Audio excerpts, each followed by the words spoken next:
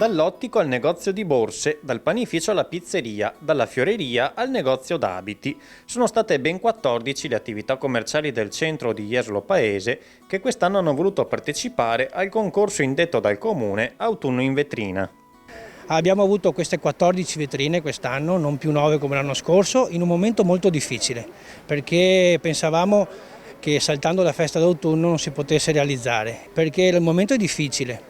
La fortuna, diciamo tra virgolette, è che siamo ancora in zona gialla e dunque questo ha dato la possibilità di continuare a lavorare almeno fino alle 18 le nostre attività.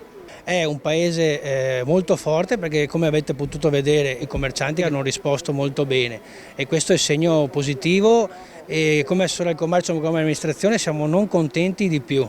Dunque un gioco di squadra e che questo fa capire che l'amministrazione è vicina al commercio e il sottoscritto con l'amministrazione come assessore al commercio sono sempre disponibili a essere presente e a valorizzare quello che sono le nostre attività del territorio.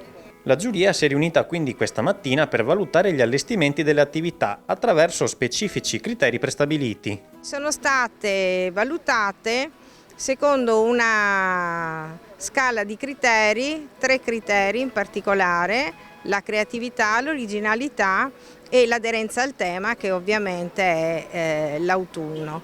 Si è così venuto a creare una sorta di filo conduttore in tutto il centro storico di Jesolo che ha messo in campo l'autunno e devo dire che i risultati sono stati davvero molto piacevoli. E gli eventi che animeranno la città del paese del Lido comunque, per quanto concesso dalle restrizioni imposte dalla pandemia, anche per quest'anno non mancheranno.